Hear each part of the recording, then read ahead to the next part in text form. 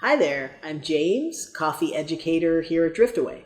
I'm here to give you some tips on how to get the best tasting cold brew coffee out of the Driftaway cold brew bags. So first off, why do we like cold brew? Number one, it's super easy to brew, especially with our cold brew mesh bags. More on that in a moment. Number two, you can make a lot and it keeps for a week in the fridge. And lastly, number three, it tastes really smooth.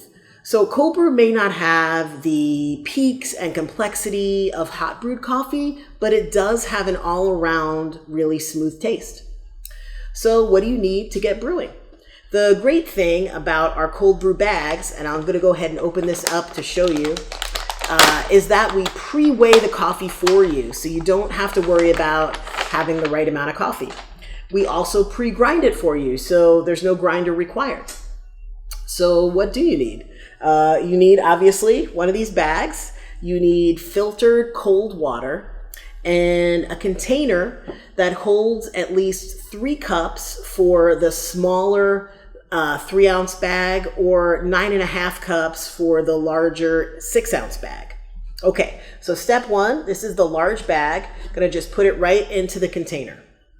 Step two, I'm going to pour my water directly on top of the mesh bag. Just trying really to kind of get all the coffee grounds saturated. And you're going to pour either 2.75 cups for the small bag or 5.5 cups for the large bag. Next thing you want to do is just make sure that the bag is fully submerged. So just push it down a couple times. It's going to pop back up, but just kind of make sure all the coffee gets wet. And the next step is to store this at either at room temperature in a dark place or in the fridge. After 16 hours of steeping, you've got cold brew. You're going to remove the mesh bag, and it's actually super helpful to use a colander so that you can actually get the rest of the cold brew liquid out of the bag.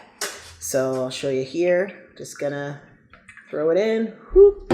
And then you just let it hang out, kind of let the rest of them drip through. You can definitely press down on it a little bit to get all of that fine, lovely cold brew liquid out of that bag. So the next very important step is to dilute the cold brew concentrate that you just made. So you want to do 2 parts of the cold brew. So I'll go ahead and throw some in this glass here. 2 parts cold brew to 1 part water. And to be nice to yourself, it'd be nice if it's filtered water as well. Awesome. And then I'm going to throw an ice cube in because I like it with an ice cube, but certainly that's definitely your own choice on whether you want it iced down or just kind of cold out of your fridge. And, this is our suggested recipe. If you find that it's too strong for you, you can always use a little more water, cut it with a little more water. If you want it stronger, cut it with a little less water. Definitely experiment and see what works for you. Cheers.